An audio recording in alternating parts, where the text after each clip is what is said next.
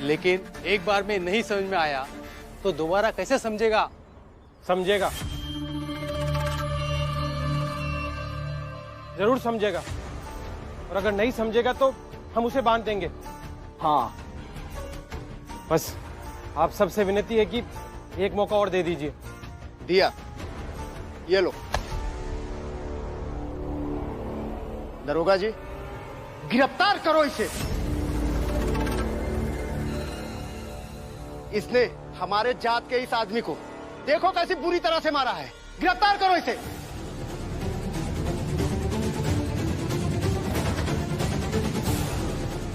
अरे ये कहा कही रहे आप?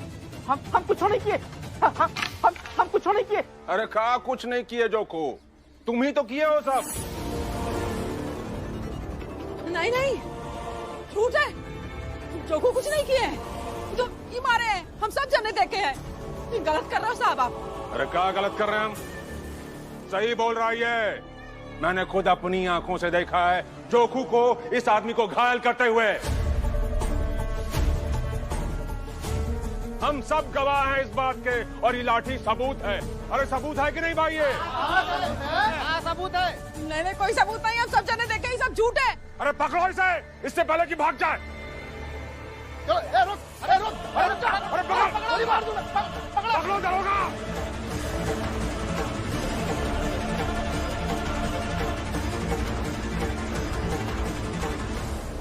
एकदम सही जगह फंसे हो भीम। अब आगे आगे देखो होता है क्या।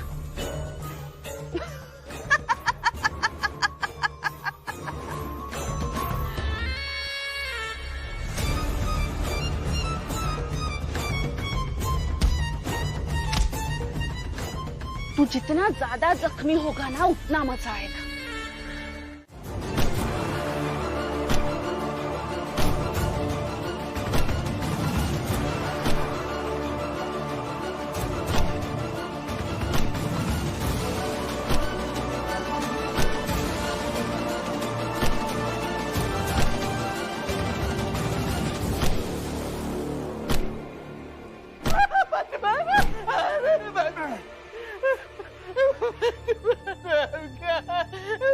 दरोगा, थोड़ा आराम से।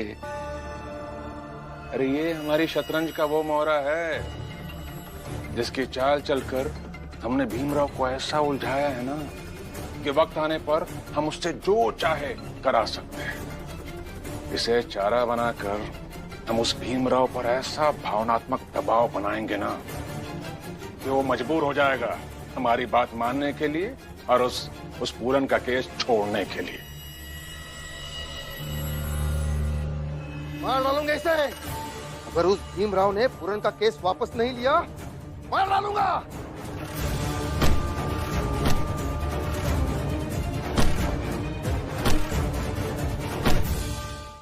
लेकिन तुम उनके भी नहीं हुए।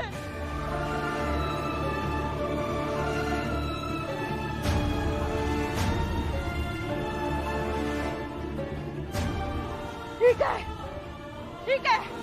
कोई जाने मत जाओ हमारे साथ, कोई हमारे साथ मत दो।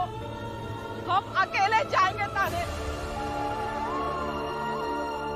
और जाके कह देंगे उस दरोगा से कि अगर हमने जोकू को नहीं छोड़े ना तो हम आत्मदाह कर लेंगे।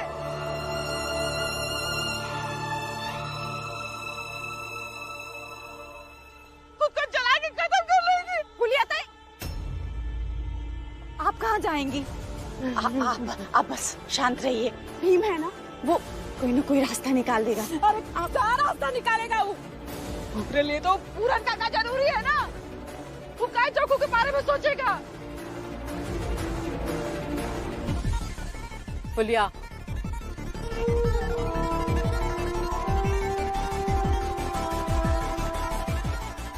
पुलिया, भीम पर भरोसा रख, वो जरूर कुछ ना कुछ करेगा। शांत हो जा तू। बुआ जी कैसे शांत हो जाए? हमने जोकू को मार डालिए।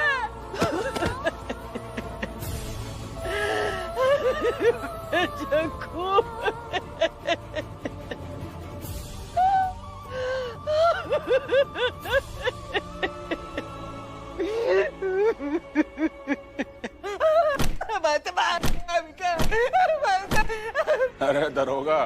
थक गए क्या मारते मारते? मारो मारो और मारो इसे। बस इतना ध्यान रखना कि ये मरना नहीं चाहिए। बाकी इसे इतना मारो कि ये खुद तुमसे अपनी जिंदगी की जगह मौत की भीख मांगे, क्योंकि इसकी तड़प, इसकी चीखें ही भीमराव को मानसिक रूप से तोड़ेगी। और एक बार अगर वो अंदर से टूटा ना और भावुक हो गया इस जोखू के लिए, फिर तो देखो वो ऐसा बौखलाएगा कि अपनी पूरी जी जान इसको बचाने में लगा देगा। बस समझ लो हमारा काम हो गया। वो पूरन का केस हमेशा हमेशा के लिए सरकारी फाइलों में दफन।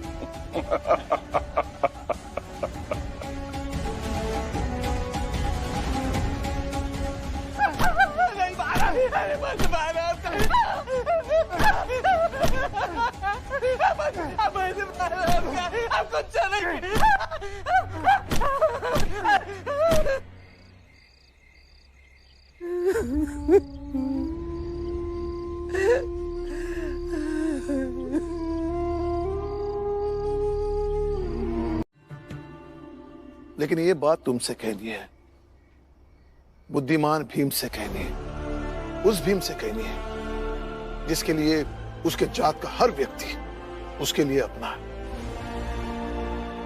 तो बेटा जो भी फैसला लेना होगा तुम्हें लेना होगा।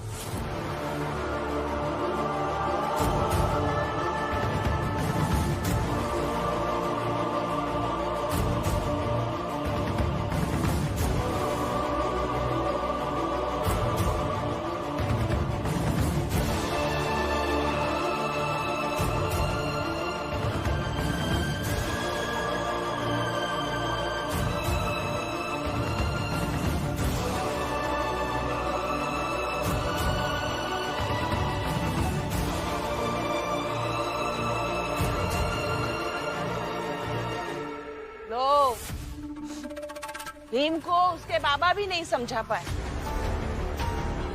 ये ऐसा क्या नाटक कर रहा है भीम? कह देना साफ साफ, जोखू मर जाए तो मर जाए, वही बड़ा बनेगा उससे। लेकिन उस अनजान आदमी के लिए बेचारी फुलिया की जिंदगी क्यों बर्बाद कर रहा है? वैसे भीम भाषण बहुत देता है कि संगठन में शक्ति है। आज जब चौल वालों के साथ खड़ा होना चाहिए तो वहाँ अकेला जाकर दूर खड़ा हो गया। देखो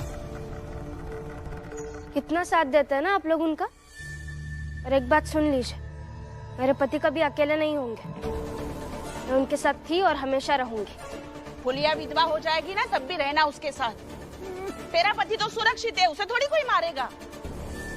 आई बस, बात को इतना मत बढ़ाइए कि इस मुश्किल समय पर हम आपसे बहस करने लगे।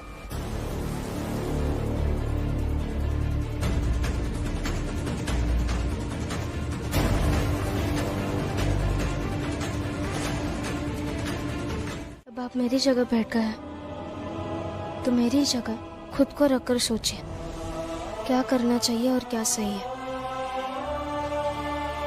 और इससे ज्यादा जरूरी है कि आप क्या कर सकते हैं। वो घायल मजदूर तो ठीक हो जाएगा,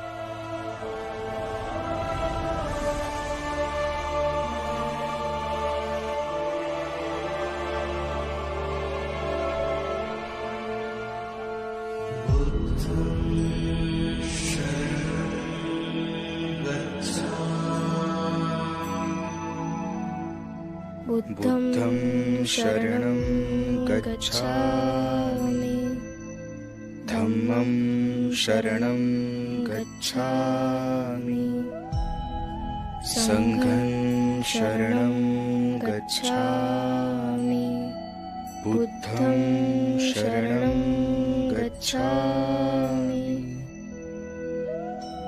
धम्मं शरणं गच्छामि,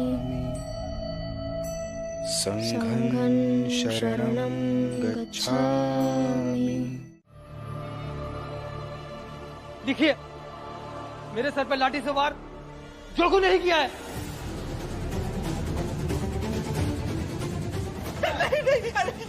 नहीं, झूठ बोल रहे हो।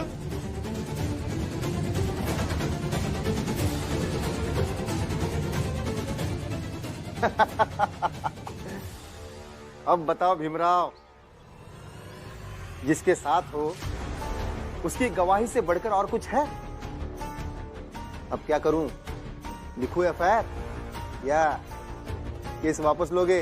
जीत तो तब शानदार होती है जब हार सामने सुनिश्चित हो। लिखिए एफआईआर। और तुम्हारी इस जीत में मरेगा ये जोकू, और इसका अफसोस लेकर तुम जीवन भर घूमते रहना। इसकी बीवी तुम्हें कोसती रहेगी और तुम सुनते रहना। दरोगा साहब, रात भर सोचा है मैंने और फिर फैसला लिया है। लिखिए एफआईआर। लिखो एफआईआर, खोलो रजिस्टर, बोलो भीमराव क्या लिखना है?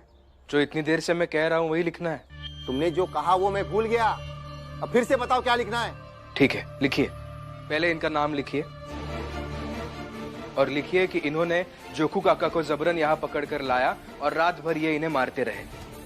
भीम हमका बचा लो, भीम बहुत मारे हमका, मार देंगे।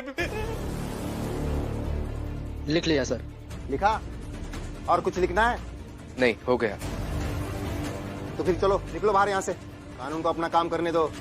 और एक बात अच्छे से याद रखना भीमराव, दोबारा एफआईआर इसलिए लिखवाया ताकि तुम्हें अच्छे से याद रहे कि तुमने जो लिखवाया है और जिसके साथ ये हादसा हुआ है उसने जो बयान दिया है वो मेल नहीं खाता है। अब तुम जाओ, मैं इसका बयान लेता हूं। ठीक है, जाता हूं मैं, लेकिन बस इतनी इंसानियत की अपेक्षा करता हूं आपसे कि मेरे जाने के बाद तुरंत आप इन्हें वापस मारने नहीं लगेंगे। अब या तो न्याय पर उम्मीद रखो या इंसानियत पर।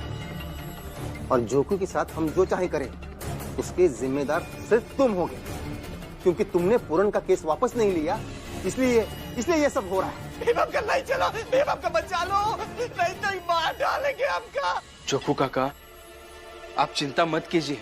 देखिए काका, मैं केस वापस तो नहीं ले सकता क्योंकि पूरन काका भी बेगुनाह है, लेकिन हाँ, एक वादा करता हूं आपसे, आपके एक एक घाव को इंसाफ दिलाकर रहूंगा।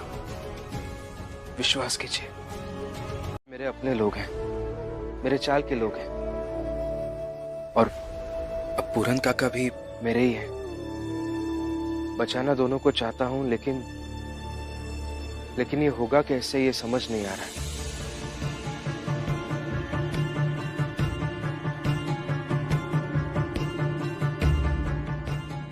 ये लो, चना खाओ।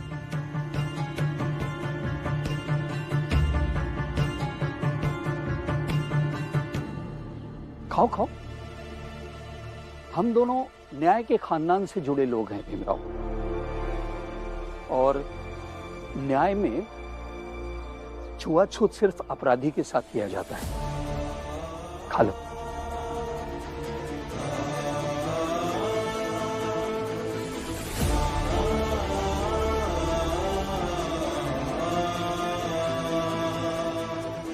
लेकिन सर, इसमें कुछ कंकड़ है। अब ये तो तुम देखो, या तो फेंक दो या फिर खा लो।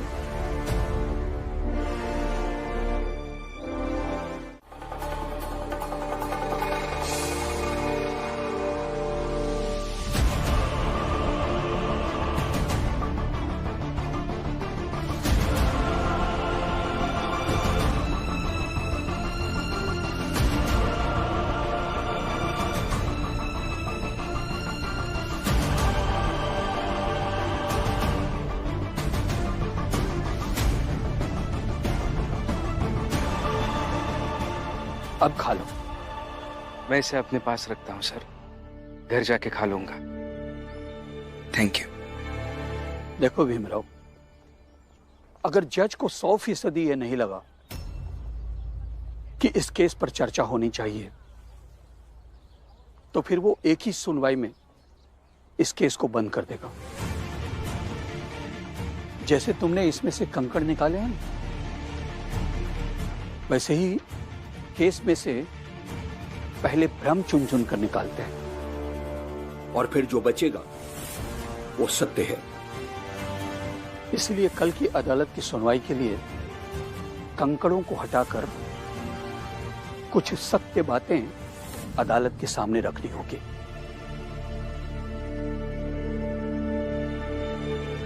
सत्य बातें? कैसा सत्य सर?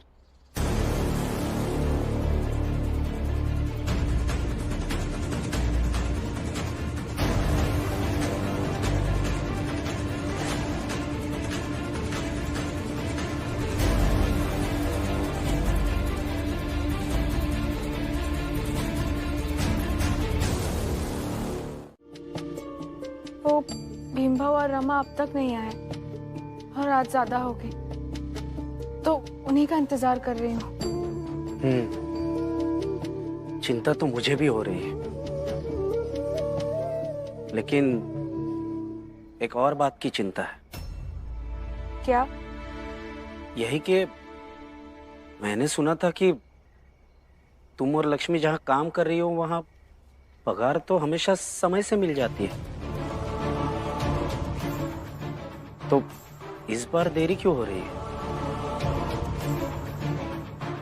क्या हुआ? बोलो कुछ। अगर समय से पगार मिली होती तो आपके सरदर्द की दवा के पैसे कहीं और से लेती क्या मैं? फिर कब तक मिलेगी पगार? जब मिलेगी मैं बता दूंगी आपको।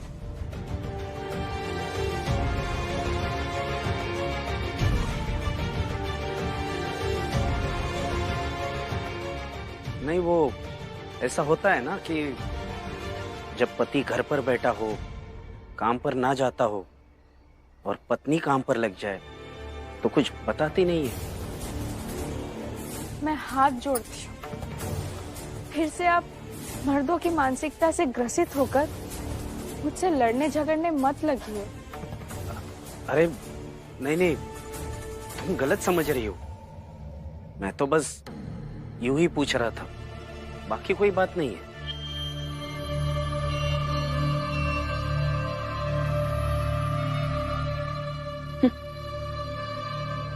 जब किसी के मन में शक करने का, मर्द बने रहने का भाव आता है तो वो बदलता नहीं।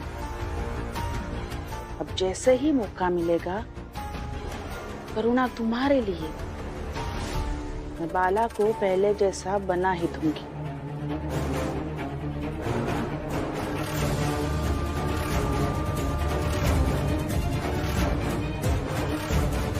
हम सब हर मोहल्ले जाएंगे, कहीं ना कहीं कुछ ना कुछ तो पता चलेगा ना।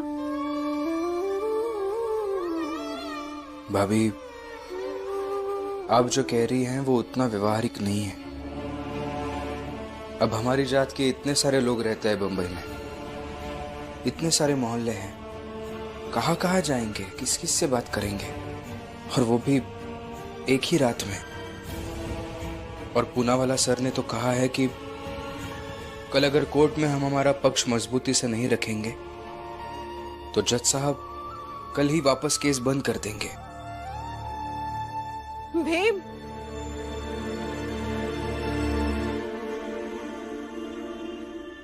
जब केस बंद हो जाए तो इससे अच्छा केस वापस ले लो ना, कम से कम हमार जोखू तो बच जाए।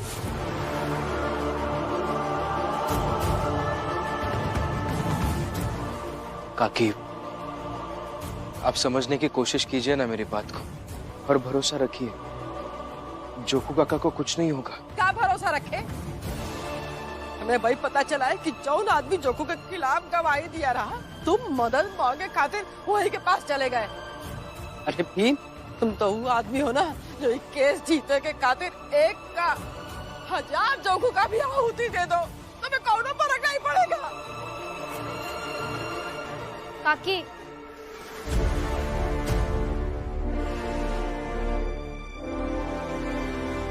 आरोप लगाने से पहले सोच लिया कीजिए आप। रमा, वो गलत थोड़ी कह रही है, सही ही तो है। और एक पति की चिंता उसकी पत्नी को नहीं होगी तो और किसे होगी? और तो मुझे भी चिंता है अपने पति की। हाँ ठीक है, ये भावना मैं कह रही, लेकिन बोलने से पहले थोड़ा सोचे ना। और आप हमेशा दूसरों की पहले सुनते हैं। फिर भी ये ऐसे बोल रही है। और फुलिया काकी, आप चिंता मत कीजिए, आपके पति को कुछ नहीं होगा, वादा करती हूँ। अच्छा, तुम और तुम्हारा वादा, जैसे तुम्हारे पति का भरोसा है वैसे तुम्हारा भरोसा। अरे तुम्हारा क्या भरोसा, आज कुछ कर रही हो और कल जाके पलट जाओगी। अरे हमका ये पूरे चाल वाले जाना था कि तुम खाली वह करोगी जिससे भीमराव खुश रहे, बस। हाँ, तो आज इन्हीं की कसम खाकर कहती हूँ कि अगर आपके पति सही सलामत नहीं आए, मैं भी सबको छोड़कर गृहस्थी त्याग दूंगी, कभी वापस नहीं आऊंगी।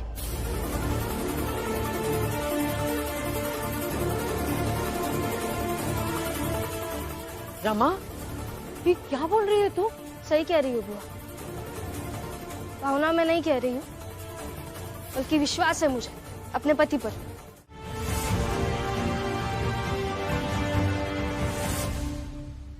आपका बहुत बहुत धन्यवाद, आप हमारी मदद करने के लिए तैयार हो गए।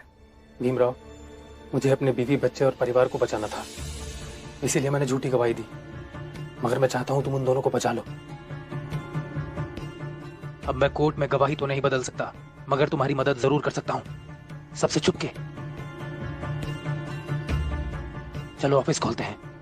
भीम, इतनी रात को इस ऑफिस में क्या है? बाबा, कुछ पुराने अखबारों को खंगाल कर उससे कुछ निकालना है, लेकिन हम इतनी रात को ये सब करेंगे, वो भी मालिक को बताए बिना, ये तो चोरी हो जाएगी। हम भी गुनाह ही कर रहे हैं बाबा। देखो बेटा, ऐसी रात में किसी ऑफिस से सूचना एकत्रित करना कोई अपराध नहीं है, ना ही कोई गुनाह है, क्योंकि न्याय किसी भी कीमत पर मिले जायज है।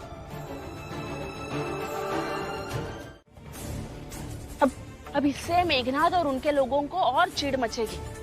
जोखू को छोड़ेंगे नहीं अब ये लोग, मार डालेंगे।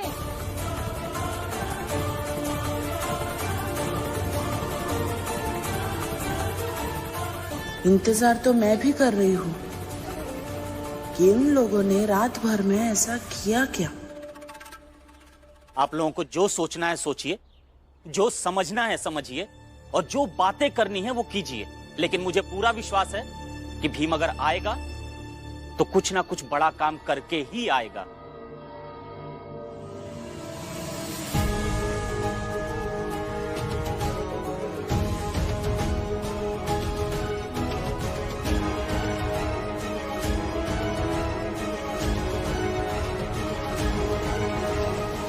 आओ भीमराव, आ गए हमारे पति की मौत का इंतजाम करके। काकी, आप चिंता मत कीजिए, आपके पति को कुछ नहीं होगा, आप विश्वास रखिए। अरे वो सब छोड़, पहले ये बता रात भर में क्या किया? रात में क्या किया ये तो अदालत में ही पता चलेगा, अभी आप सबको बताना सही नहीं रहेगा।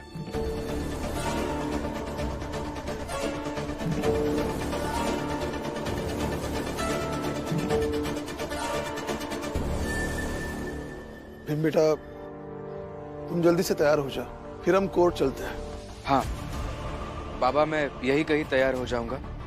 रमा, बस अंदर से कपड़े ला कर दे दो, क्योंकि जब तक मैं जोखू काका और पूरन काका को सुरक्षित चाल वापस नहीं ले आता, तब तक चाल के अंदर नहीं जाऊंगा।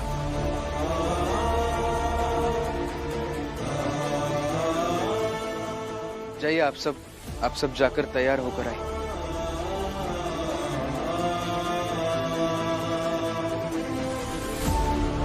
ये केस 6 महीने पुराना है, जिसका फैसला भी हो चुका है और गवाही के आधार पर पूरन का अपराध भी साबित हो चुका है। फिर भी इस बंद केस को खुलवाने का मकसद समझ से परे है। ये इस अदालत की कीमती समय की बर्बादी है, इसलिए मैं अदालत से दरख्वास्त करता हूं कि इस केस को बंद ही रखा जाए। बहुत सारे केस पेंडिंग है, उस पर ध्यान दिया जाए। That's all milord.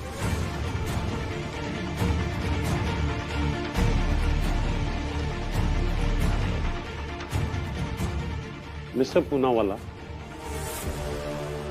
उस दिन आप जिस केस को ओपन करने की बात कर रहे थे, आपकी दलीलों में सैद्धांतिक बातें ज्यादा थी, कुछ भावनात्मक तथ्य भी था, मगर अब सबूत और तथ्य का समय है और फिर अदालत आगे सबूत की रोशनी में ही इस केस को देखना चाहेगी। सर, ये केस 6 महीने नहीं बल्कि 60 साल के बाद भी खोले तो इसे खोल देना चाहिए। साहब सबूत मांग रहे हैं, भावनाओं का खेल और आदर्शों का जादू मत फैलाइए यहाँ पर। बताता हूं ना, ये केस भर ही नहीं है सर, ये स्वयं से बन गई एक ऐसी कुरीति है जिसे समाज अपना अधिकार, अपना चरित्र समझ बैठा है। मिलॉर्ड, मैं कुछ लोगों को बुलाना चाहता हूं, इजाजत है? किन लोगों को बुलाना चाहते हैं? आपके पिताजी, आपके बेटे और आपकी पत्नी को।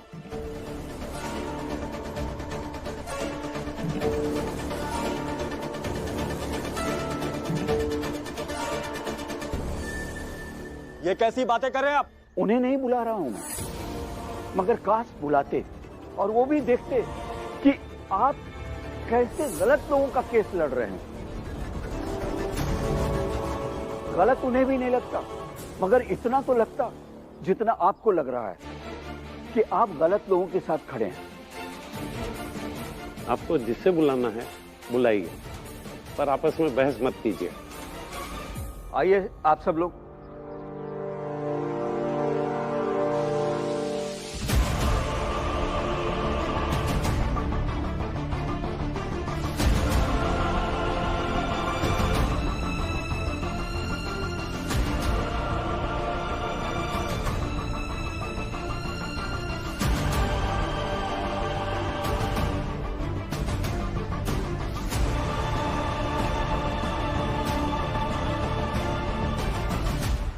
रुक जाइए, अब ऐसे आगे नहीं बढ़ सकते। आप जोकू काका को ऐसे मार नहीं सकते और उन्हें थाने वापस पहुंचाने की जिम्मेदारी हम लेते हैं। हम लोग आगे बढ़ेंगे और जोकू को पकड़कर उसका एनकाउंटर करेंगे। देखिए, हमारे पास ये लाल मिर्च का पाउडर है, अगर आप आगे बढ़ेंगे तो हमें मजबूरन आप पर फेंकना पड़ेगा।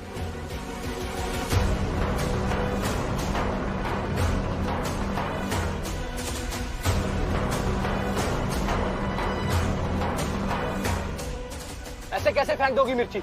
हटो आगे से। आप बढ़िए मत आगे, नहीं तो हम सचमुच मिर्च का पाउडर डाल देंगे। देखिए, न्याय की नजर अगर अन्याय के रास्ते पर जाए तो उसे रोकना हमारा कर्तव्य है, और आप लोग आगे मत बढ़िए, नहीं तो ये मिर्च का पाउडर फेंकना पड़ेगा आपके ऊपर। ऐसे कैसे मिर्ची फेंक दोगी? अगर मिर्ची फेंकी ना, सबको अंदर कर दूंगा। हाँ,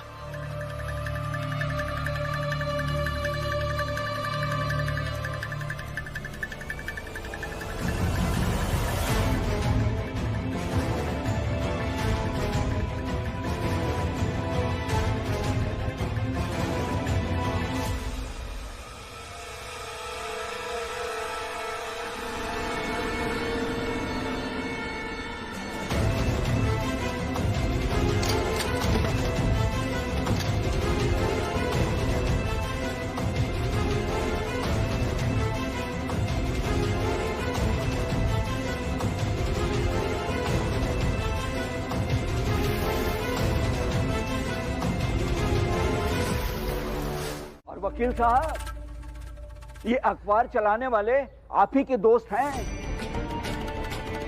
मगर अफसोस ये है कि अखबार बेचने के लिए जो खबर छापी, उसी खबर में छपे हुए लोगों के लिए न्याय मांग रहा हूं, तो यह क्या गलत मांग रहा हूं?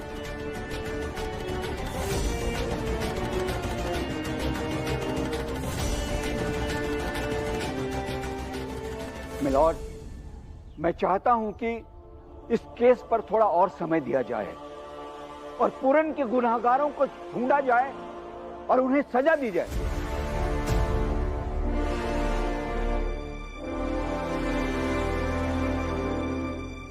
माफ कीजिए जज साहब, मैं बीच में बोल रहा हूं, लेकिन मुझे ऐसा लगता है सिर्फ पूरन काका के नहीं, इन सब के गुनहगारों को ढूंढ ढूंढ कर उन्हें सजा देने की जरूरत है।